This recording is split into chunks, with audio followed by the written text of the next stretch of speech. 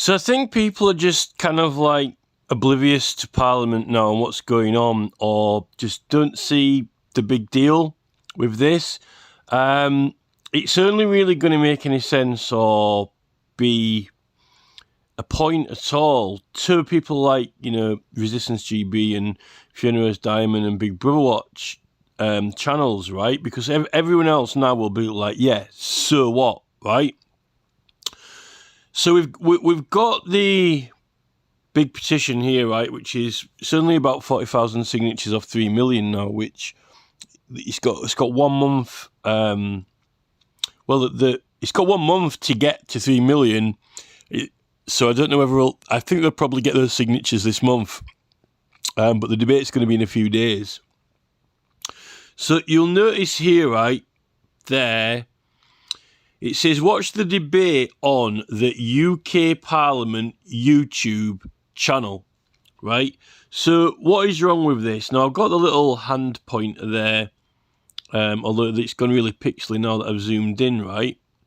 What's wrong with this? Well, actually, if you went back in time, not that long, only to like about, 2003, this actually would be quite a big deal back then. Because, look, this is a Parliament UK government website that we are using, right? Now, I know that, back in the day, people didn't used to mention certain brands when they went on the radio, and the radio didn't mention certain brands unless they paid to be advertised. And then gradually over the years, the rules got really slack. In movies, they used to have cigarettes that looked a little bit like Marlboro, but they weren't. They had a different writing on, even though it was similar colours, right? It was like a fake brand, a made-up brand, right? And all those rules and tradition and law just got really slack, right? And people just didn't care, and now they just say what they want, right? But in politics and voting and elections, it does matter. And particularly now with these platforms. Now, this is the thing, right? On the MP's contact page, it's got, on the MP's contact page, right, it says write to your MP at Parliament, and it tells you the address, right? The address is Parliament. Now, you can email your MP, and their email address is at parliament.gov.uk, right? Wouldn't you think it would be a little bit concerning if you were to write... Can you just imagine this, right? If you wrote to your MP, and the address was Michael Gove, MP at YouTube UK 6 Pancras Station, London, England, and the email address was michaelgovemp at youtube.com. You would start to be a bit concerned, like, am I emailing the government now or YouTube, right? Now, when you've got the MP's contact phone number, it's just a number. It doesn't advertise a company, right? In fact, the phone numbers are made for the area of the country, right, which is a regional thing. It's not a private company or brand. Now, this is the thing, right? When these MP contact pages have started to... If they don't actually... If you search through all of the 650 or however many MPs there are, nearly every single one has got an email address for at parliament.uk. Now, some have got another email address, but really, they shouldn't really have like hotmail.com on there or outlook.com on there or whatever, right? Because it does advertise a private branding company. Now, we had Royal Mail. Royal Mail was owned by the taxpayer, right? And it was partly owned by us. So it wasn't necessarily advertising a private company like Yodel or Hermes or USPS or UPS or DHL or whatever, right? Now, this is the thing. MPs have started to use social media just because it's there, right? Because it exists, because everyone else is going on it, so why shouldn't they go on it? Look, before YouTube and Facebook came around, they had their own websites, did political parties and MPs, right? And a political campaign is completely and totally, private. And the Lib Dems and the Labour Party and the Conservatives are not the British government, right? They're completely separate from the government. They're political parties. And the money funds their campaigns and candidates, right? It's not the government. And the government's not allowed to help them get elected or advertise or promote them. Now, once they become elected and become an MP, right, their election campaign is over and they're not supposed to be promoting or advertising election campaigns, right? Because when they designate, when they have a website for the MP's website, it's not going to be their campaign page. And there are certain rules for like 14 days after an election material taken down and all kinds of things. When it's for Parliament and they're claiming money from Parliament to run their office, they're not supposed to be promoting a political party or advertising themselves as a candidate, right? Now, what's happened is when they start using social media, they become even more slacker than people going on the radio and just like talking about Asda all day or whatever, right? I mean, I don't even really want to mention Asda now, right? But that's an example. They've got political material up on their pages and they haven't taken it down. And they actually declared it as the MP, right? And they're even advertising it on their contact page for their official contact. And this has all sorts of problems because the government is actually helping them to get 365 days a year advocacy and promotion, right? And they're not supposed to do. It's not in line with election law. And this is the thing. Now, YouTube is actually a private platform. It's got nothing to do with the British government, and neither has Facebook or Instagram or X. Now, they're for profit as well. They're making money. They're a massive money-making business, and they do all these people monetize channels, do super chats. They show adverts on there. That's one thing. The BBC doesn't even show adverts. These platforms show adverts on there, which the BBC doesn't. Well, the BBC is connected to the government, right? But it doesn't have advertisements, right? Now, all these social media platforms, YouTube, they have advertisements as well. Now, this is the thing, right? Why do the courts and the judiciary need to even go on YouTube? Why don't the courts and the judiciary have got their own page? Why don't they just film it the same and put the video up on their own website? Because what's wrong with that? They've got a website. They can easily post the videos on there, right? And you see, e-petitions, what's the point in having e-petitions? They've got this e-petitions site. What's the point in having it? Why don't they just have change.org or 38 Degrees? Why the bloody hell not even YouTube? They wanted to make it serious and make a point out of YouTube. Not YouTube. They're making it very serious and make a point out of e-petitions being specifically on the government's own website because it's conforming to all these, specifications and, standards and so forth to do with the data and email addresses and everything, right? And they don't highly regard change.org or 38 Degrees because the emails aren't always, legitimately collected and so forth, right? So, it seems very strange. Now, there's not that many e-petitions get debated. Very few of them get debated, right? So, why do they need to be on YouTube?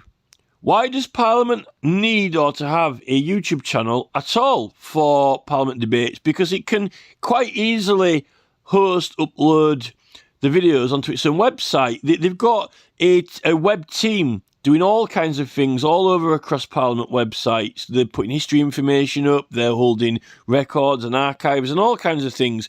There actually isn't any need for it at all whatsoever, even to promote those platforms. Now, the BBC went and told everyone to, create a Facebook account, which was very unusual and strange, right? Unusual and strange at the time. And then there was that Big Brother programme, which is, within the next, 2 years of them putting the right to privacy in the Human Rights Act 1998, they went and put the Big Brother program out, getting it into everyone's heads, that it's perfectly okay to be watched and surveillance in your own home, right? By other parties. Now, having this on here, right, petitions aren't meant to be for profit to start with, right? Now, if you are an independent person and you're doing your own campaign and you've got to try and collect signatures and you've got to do your own promotion, it's completely your own endeavour and is not regulated like election law, right? Petition law is a lot less regulated than election law.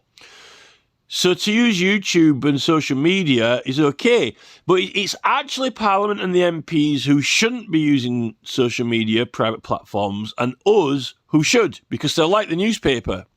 Now, if that was the case, then we would have a massive advantage because we would be making the positive use out of social media and the election campaigns wouldn't, right? But, oh no, these big political parties don't want us to be able to get any advantage over them. And they've kind of snuck and slipped on in a way. They've snuck and slipped onto these platforms and tried to make it out that it's perfectly okay.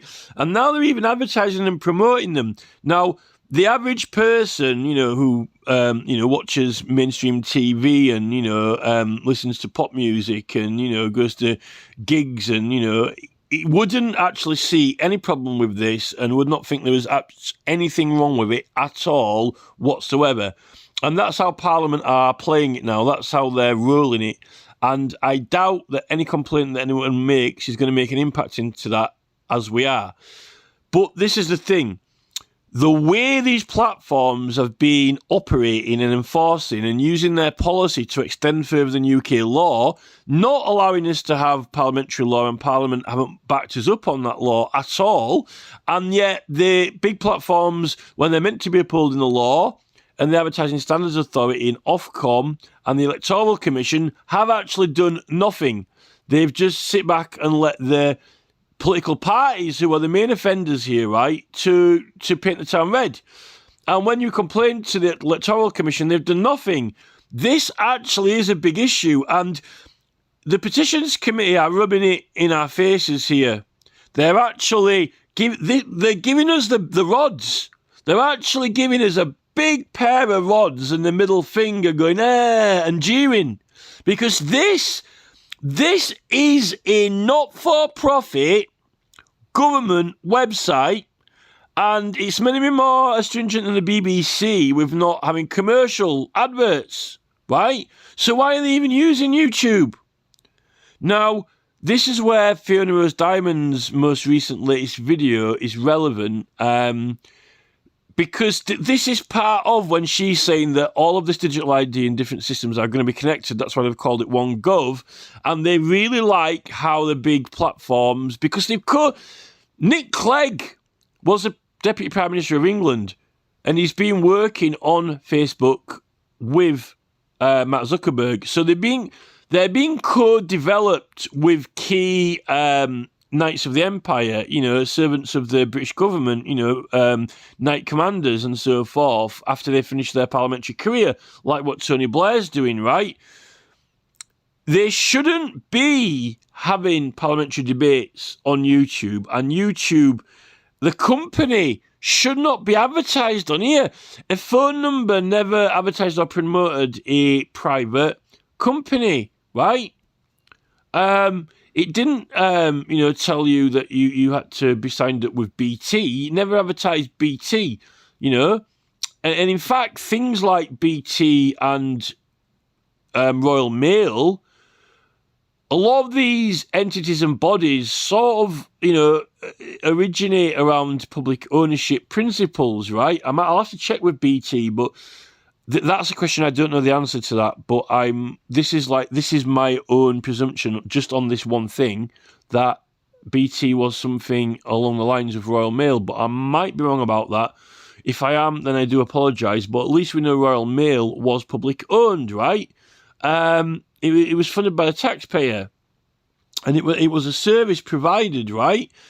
Like the BBC, Now, by the government advertising YouTube, it's advocating its principles, ethics, how it applies policy beyond the law. And that's really how the Petitions Committee uses its policy, because its policy goes against standing orders and it's censoring and blocking a lot of petitions, which is actually scandalous because Parliament's meant to be there to redress grievances. You know, it's actually terrible. There's absolutely nothing wrong with the video for this debate being put on this page for this. There's no need for it to be linked to YouTube. Now, I actually believe that they're helping Google make money. Now, Google's just invested so many billion in the UK, right? Apparently, the US government was meant to be breaking up Google, right? But they're going the totally opposite way now. It seems that they're not going to break them up. Sergey Brin is doing all these weird biological experiments with proteins and all stuff like that. Meanwhile, Elon Musk's doing his, his Neuralink, whatever. Sergey Brin is putting Google on every single document there's ever been, like all the digital versions of it, every time a book gets scanned in or something. Every single document in history that has ever been published or printed is now starting to have the word Google put on it, right? You know, if there was some civilization that, you know, survived after a nuclear apocalypse and there was some digital archives still working or remaining and all civilization, it would look like Google was the origin of the fucking world, right? Which is quite ridiculous. What are the government doing? Why aren't they just having their videos on their platform? And why are the judiciary doing that, right? And why is this social media developing all this block ban, admin control type of model, which effectively the government have adopted and used? I think they've co-developed it, and this is how the Petitions Committee are acting illegally to censor and suppress us, right? So, but someone's making private money out of this. A public petition is not meant to be for profit, right? The petitioner doesn't profit out of it, right? When I do a petition, I'm not meant to privately profit, right? And in fact, I'm at a loss because I'm having to pay to get a researcher to go to the National Archives because I can't get there because they won't give me a password to log in. It's costing me £300, right? Even to get all the documents that the government's own documents, right? And then you've got the regional archive centres like Ipswich and so forth where they're not even doing paid research now and it's not for profit. And you're trying to use it for evidence, right, under the government, which is meant to be in the national insurance, right? We aren't allowed. We're not even getting the tax taken off the materials we're buying, or they're not offering us a way to claim it back. We're not meant to personally, privately profit from a petition, but you're not meant to be charged tax or VAT for it, right? And you're supposed to get relief, right? Just like a political party is not meant to be for profit of private individuals, it's meant to be there to fund the party's activities only, right? Same as when you run an election.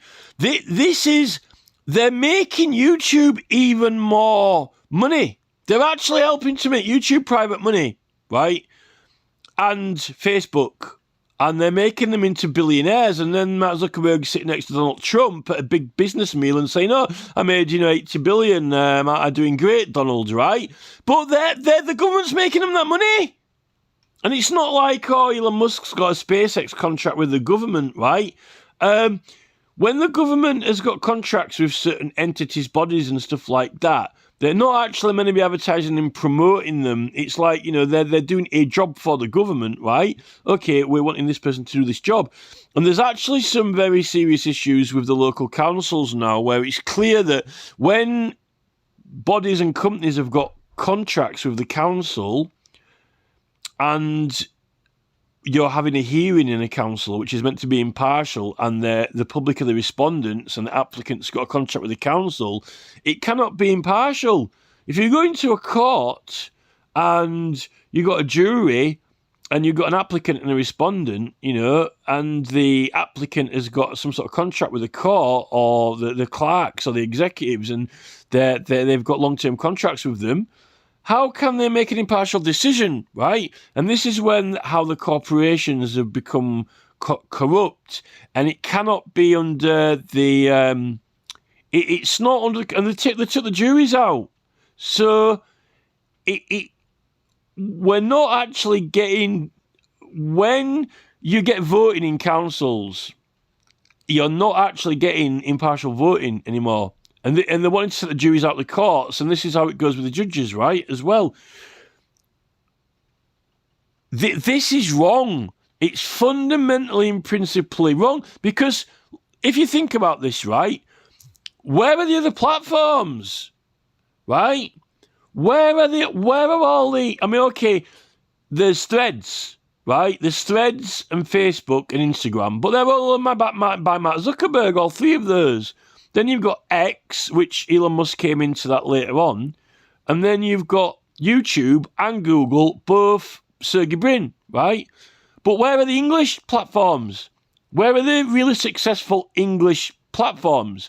Now, these American platforms came in with American policy, Section 230, which is illegal to enforce in the UK, and the government didn't do anything about it, and now the government's advertising them. But the government are advertising and promoting YouTube, right? But they're not writing to YouTube and issuing orders to restore our material when our petitions get removed, which aren't actually for profit, right? And they're independent campaigns that we've really got to try hard to get the public to support them, right? Well, this is government process, right? And petitions don't have any rules like election campaigns. I really don't like it. This is the main reason why, there's so many music artists now, there are only certain music artists getting the charts, but where are all the platforms? Where are all the massive English-based, English-originated platforms which started under English law, right? And stand for English law that English people can use, that these stuff doesn't get taken down and seized, right? This is part of the United Nations, and this is why they've turned the government to one gov, and they're welcoming these American platforms. They've even now started getting Americans to implement English law on the Online Safety Act onto American-based websites and platforms which aren't under the jurisdiction of England. So they're already weaving the spider's web of a one world government network. And this is what Fiona Rose Diamond's talking about, and this is why in this government now with Keir Starmer, he's desperately, urgently got to get this digital ID through now or never, because that's what Tony Blair said, right? Mechanism of implementation.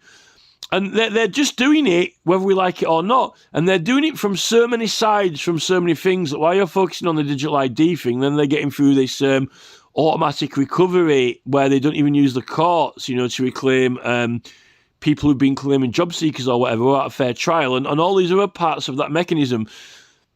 We're not under a democratic process now. We aren't under a democratic process. It's not the mandate of Labour to do this, right? They're gonna. This is a military operation. It's a military United Nations attempt to force a one world government. Bill Gates has openly admitted that, he's pursuing that and involved in it, right? But no one's voting for it. In fact, they're trying to stop it. And these platforms end up being the tools that they give us that we can use to try and stop it, but don't seem to be very, very effective. In fact, the e-petitions are obstructing and blocking us. I've submitted petitions which when actually proved and people know about them, this government is finished. It is finished. It proves evidence that proves illegal activity, proves breaking of standing orders, proves misconduct in public office, proves treason, proves contempt. Case proved, right? How can a government continue with a proven case, evidence of fact? And e-petitions, the documents that created it, says that you can criticise the government, disagree with the government. I'm not being allowed to disagree with the government. I'm being censored, and I'm not allowed to collect signatures on it or share it. And this is where's my YouTube channel, right? The government won't even issue a order for YouTube to restore my YouTube channel, but they're actually using YouTube advertising and promoting it, right, for their own functions. Your main country's government is not meant to select, create these billionaire monster platforms which are going to take over planet Earth, which are all private, and then they're clearly planning to merge them into the government, right? Why isn't the British government, why hasn't some tech guy from, Aberdeen started a British UK platform which brings British jobs under British law, and why aren't, Parliament advocating that? Why are they making Sergey Brin, who is taking over planet Earth and embedding Google into every book that's ever written, right, and making more money than God, and he's not even from England, right, and he's coming into England and taking over the world, and why is his video platform, which is censoring our political material in casework illegally, which is a contempt of Parliament of England, which is more serious crime than Julian Assange, why is our government advertising that website and making him billions profit? And Mark Zuckerberg, why? Where is the British? How is that helping British commerce? How is that helping the British economy? Rachel Reeves, right? Rachel Reeves is going on about the budget, right? And about, the British economy. Why isn't the Parliament of England advocating? Bill Gates has paid for the British Innovation and Technology Department. Why haven't the British government funded British universities to develop a British platform, video platform and social media platform, right, that's free? Or even under the BBC without adverts, ad-free, so, and we can all use it, right? Do you know why? Because they're merging the entire population onto one video platform, and then the entire population onto Facebook, digital identity, and then they're getting people used to it, and they're getting them used to being bossed by authoritarian policy, which overreaches the law of your own country, and getting everyone to become little mini Hitlers with their admin buttons, getting used to their admin controls, right, where you never get a fair trial, and they're even taking away juries, right, on the right to a fair trial, and then they've got all these administrative departments in place which cost a fortune. Ofcom, advertising standards, they're all, and all those massive, huge entities don't even need to exist, because if they taught you prosecutions at school, you could just go prosecute yourself and you wouldn't need to reply to these companies, right? And you wouldn't need them, but yet we're paying for them, and I think they're just there to surveillance us and collect the data and actually study us. They're there to study us. We're study subjects, where we are now study experiment subjects, and they're there for statistics and data on us, right? They're not actually there to take any legal action against these entities at all, because you could just do it yourself in court, right? They want to know. They want to find out, the damage from these adverts. They want to see the damage wreaked on us from food adverts. They want to see the damage wreaked on us from being shown all these ridiculous, weird ads on YouTube and all this stuff, right? Rather than just us going to court and prosecuting them, then you don't see it again, gone, right? This is the thing. What we're being turned into study subjects. This government is actually making Google a fortune at our expense. The tax, we're paying for it. We're actually paying, we are funding the promotion and advertisement of Google through our taxpayer money, right? Yet Julian Assange leaked one video about some soldiers shooting, and he got hounded, locked up illegally, extradited, locked in an embassy, you name it. And yet Sergey Brin has seized my evidence illegally, in contempt of a government. And he's getting treated like he's the Sheikh of Arabic, of some kind of world emperor, because he's done all this. Whoa, he's done all this great work and he's developed all these programs and the government love him. Yet he is a criminal, right? And he's doing all this weird protein development. Anyone on this planet who got that money thrown at them, literally throwing bricks of money at them, could employ people, labs, buy stuff to do